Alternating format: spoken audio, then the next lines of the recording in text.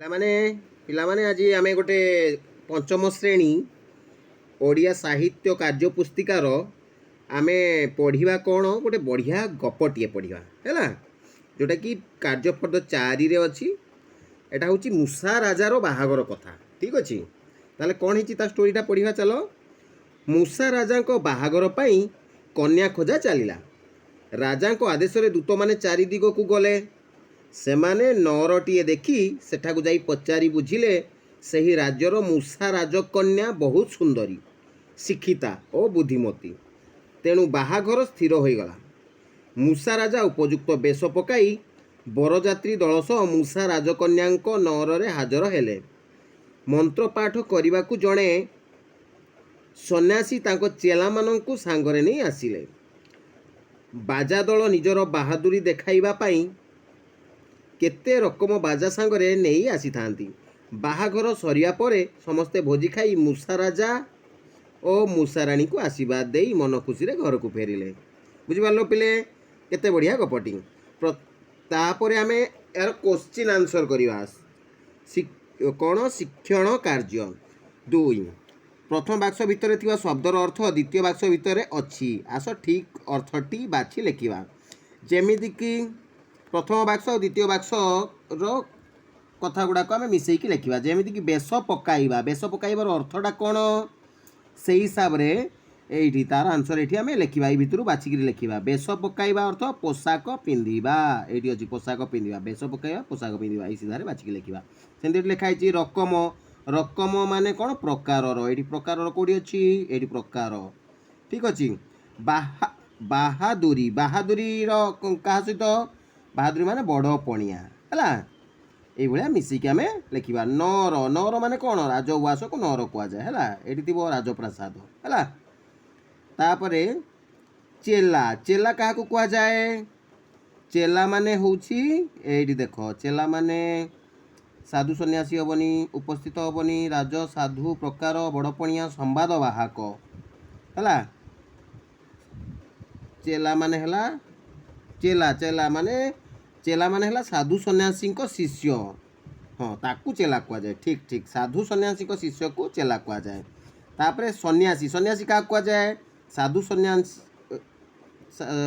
ଏଇଠି ଦେଖିବା, ସନ୍ନ୍ୟାସୀ କାହାକୁ କୁହାଯାଏ, ସାଧୁଙ୍କୁ କୁହାଯାଏ। ଏଇଠି ସାଧୁ, ସାଧୁ ଅଛି। ତାପରେ ହାଜର, ହାଜର ମାନେ କ'ଣ, ଉପସ୍ଥିତ। ବୁଝିଲା, এইଭଳିଆ ଦେଖିକି ଏଟାକୁ ଫିଲ୍ଅପ୍ କରିବ। ନେକ୍ସଟ କ୍ୱେଶ୍ଚିନ୍କୁ ଆସିବା ଆମେ।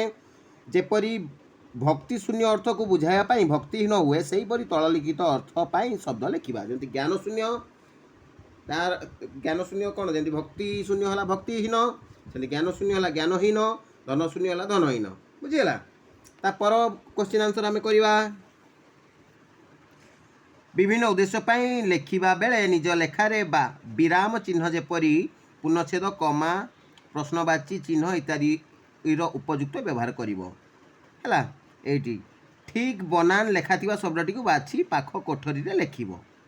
ଯେଉଁ ଠିକ୍ ବନାନ ଏଠି ଯେଉଁଟା, ସେଇଟାକୁ ଲେଖିବ। ଯେମିତି ଆଶୀର୍ବାଦ, ଆଶୀର୍ବାଦ ଅଛି, ଆ ଦନ୍ତସ୍ୱରେ ହସେଇକାର, ବରେଆକାର ବା ତହିଁରେ ରେଫ୍, ଆଉ ଦ, ଆଶୀର୍ବାଦ। ଏଇଟା ଠିକ୍ ନା ତା ପରଟା ଠିକ୍ ନା, ଏଇଠି ଦନ୍ତସ୍ୱରେ ହସେଇକାର ଅଛି, କେଉଁଟା ଠିକ୍, ତେଣୁ ଦେଖିବ ଏଇ ପ୍ରଥମଟା ଆଶୀର୍ବାଦ, ଏଇଟା ହେଉଛି ଠିକ୍। ଆ ଆମର ତାଲବେଶରେ ଦୀର୍ଘଇକାର, ବରେଆକାର ବା ତହିଁରେ ରେଫ୍, ତାପରେ ଦ, ଆଶୀର୍ବାଦ। ସେଇଭଳି ନେକ୍ସଟ କ୍ୱେଶ୍ଚିନ୍, ଯେଉଁଟା କେଉଁଟା ଠିକ୍ ଅଛି ଦେଖିବ। ବେଶ, ବରେକାର ବେ, ଦନ୍ତସ ବା ବରେକାର ବେ, ମୁଧନେଶ ନା ବରେକାର ବେ, ତାଲବେଶ, ତାହେଲେ এইটা ହେଉଛି ଆମର ଠିକ୍, ତାଲବେଶ ହେଲା। এইটা ହେବ। ସେମିତି ଶିକ୍ଷିତ, ଶିକ୍ଷିତ, ଶିକ୍ଷିତ, କେଉଁ ଶିକ୍ଷିତଟା, ଏଇ ମଝି ଶିକ୍ଷିତଟା ଠିକ୍ ଅଛି ହେଲା। ତାପରେ କ'ଣ ଦେଇଛି, ଆସ ଉପଯୁକ୍ତ ସ୍ଥାନରେ ବିରାମ ଚିହ୍ନ ବସାଇ ରହି ରହି ପଢ଼ିବା। ରହି ରହିକା ଠିକ୍ ଠିକ୍ ଯେମିତି ପଢ଼ିବା କଥା ପଢ଼ିବା। ଜଣେ ଦୂତ କହିଲା, ଦେଖ ଆଗରେ ସୁନ୍ଦର ନଅରଟିଏ ଦେଖାଯାଉଛି, ଚାଲ ଆମେ ସେଟାକୁ ଯାଇ ପଚାରି ବୁଝିବା। ଅନ୍ୟ ଦୂତଟି କହିଲା, ବାଃ, ଠିକ୍ କଥା କହୁଛ। ତାହେଲେ ସେଟା ପଢ଼ିବା କେମିତି ହେଲା। ଅନୁଚ୍ଛେଦଟି ପଢ଼ି ତଳେ ଥିବା ପ୍ରଶ୍ନର ଉତ୍ତର ଲେଖିବା। ଡାକ୍ତରୀ ପଢ଼ିବେ 64 ବର୍ଷ ବୟସର ଜୟ କିଶୋର। ଦୃଢ଼ ଇଚ୍ଛାଶକ୍ତି ପାଖରେ ହାର ମାନିଲା ବୟସ।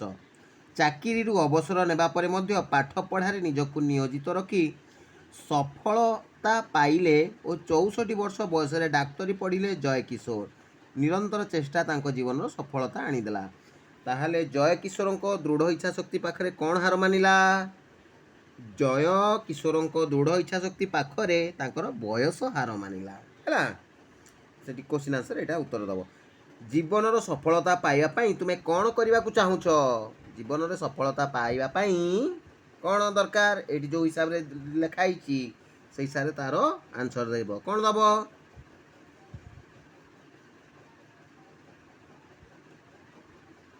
ଏଇଠି ଦେଖ ଆନ୍ସର୍ ରହିଲା ଏଇ ତଳ ଲାଇନ୍ଟା। ନିରନ୍ତର ଚେଷ୍ଟା ତାଙ୍କ ଜୀବନର ସଫଳତା ଆଣିଦେଲା। ବୁଝିଗଲା?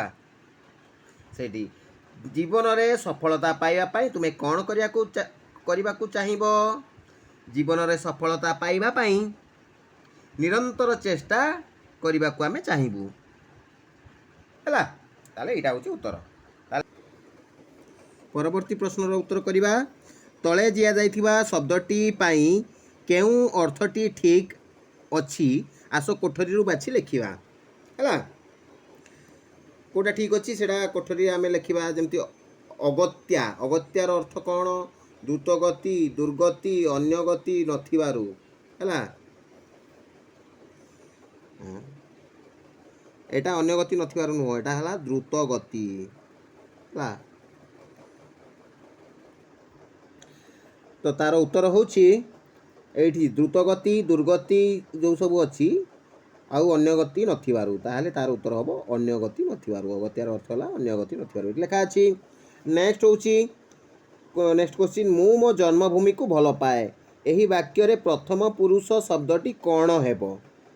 ତ ପ୍ରଥମ ପୁରୁଷ କ'ଣ ହେବ? ଏଇଟା ଟିକେ ଗ୍ରାମାର ବିଷୟରେ ଜାଣିବାକୁ ପଡ଼ିବ। ହେଲା, ବ୍ୟାକରଣ। ହେଲା, ମୁଁ ଆଉ ଆମେ ଏଇଗୁଡ଼ା ହେଲା କ'ଣ? ମୁଁ ଆଉ ଆମେ ହେଲା ପ୍ରଥମ ପୁରୁଷ, ତୁମେ ହେଲା ଦ୍ୱିତୀୟ ପୁରୁଷ, ଆଉ ବାକି ତାକୁ ଛାଡ଼ି ଦେଇ ଆଉ ଯାହା ରହିଲା ସେଗୁଡ଼ା ହେଲା ସବୁ ତୃତୀୟ ପୁରୁଷ। ବୁଝିଗଲା? ତେଣୁକରି ଏଠି ମୁଁ ଅଛି, ତାର ଅର୍ଥ ଏଠି ମୁଁ କାହା ପାଇଁ କୁହାହେଇଛି? ପ୍ରଥମ ପୁରୁଷ। ହେଲା, ମୁଁ ଶବ୍ଦଟି ପ୍ରଥମ ପୁରୁଷ ହେବ। ବୁଝିଗଲା? ନହେଲେ ନାହିଁ ତୁମେ ବଣା ହେବ। ଏଠି କ'ଣ ପାଇଁ ପ୍ରଥମ ପୁରୁଷ ହେବ? ଏଇଟା ଅଛି। ହେଲା କି ବ୍ୟାକରଣରେ ଖାଲି ମନେ ରଖ। ମୁଁ ଆଉ ଆମେ ଏଇଟା ହେଲା ପ୍ରଥମ ପୁରୁଷ, ତୁମେ ସେଟା ହେଲା ଦ୍ୱିତୀୟ ପୁରୁଷ, ଆଉ ବାକି ଯାହା ରହିଲା ରାମ ହେଲା କି ଆଉ ଯାହା ସବୁ ରହିଲା, ସୂର୍ଯ୍ୟ ହେଲା, ରାମ ହେଲା, ଏଗୁଡ଼ା ଯାହା ଯଦି ଥିବ ସେଗୁଡ଼ା ସବୁ ତୃତୀୟ ପୁରୁଷ ହେବ। ହେଲା, ତେଣିକି ଏଇଟା ହେଉଛି ପ୍ରଥମ ପୁରୁଷ। 3 ନମ୍ବର ଅରନ ଅକ୍ଷର ଗୁଡ଼ିକୁ ସଜାଡ଼ି ଲେଖିଲେ ଠିକ୍ ଶବ୍ଦଟି କ'ଣ ହେବ? ଆସ ତଳେ ଘରେ ଲେଖିବା। ଅରନ, ଅରନ ୟାକୁ ସାଇଜ୍ କରି ଲେଖିଲେ ରନ ଅଛି, ନର ଅଛି, ଅରନ ଅଛି, ନର ହେବ। ନର ମାନେ କ'ଣ? ରାଜପ୍ରାସାଦକୁ ନର କୁହାଯାଏ। ଏଇଟା ଠିକ୍ କଲେ ଏହା ହେବ। ନେକ୍ସଟ କ୍ୱେଶ୍ଚିନ୍ ହେଲା ଠିକ୍ ବନାନ ଥିବା ଶବ୍ଦଟିକୁ ବାଛି ତଳ କୋଠରୀରେ ଲେଖିବା। ଠିକ୍ ବନାନ। ଏଇଟା ସନ୍ନ୍ୟାସୀ ଅଛି, ସନ୍ନ୍ୟାସୀ ଅଛି, ସନ୍ନ୍ୟାସୀ ଅଛି। ତାହେଲେ ଏଇ ଯେଉଁ ଦନ୍ତ ନରେ ନ ଫଳା, ଝିଅ ଫଳା, ତହିଁରେ ଆକାର, ସରେ ଦୀର୍ଘିକାର ସି।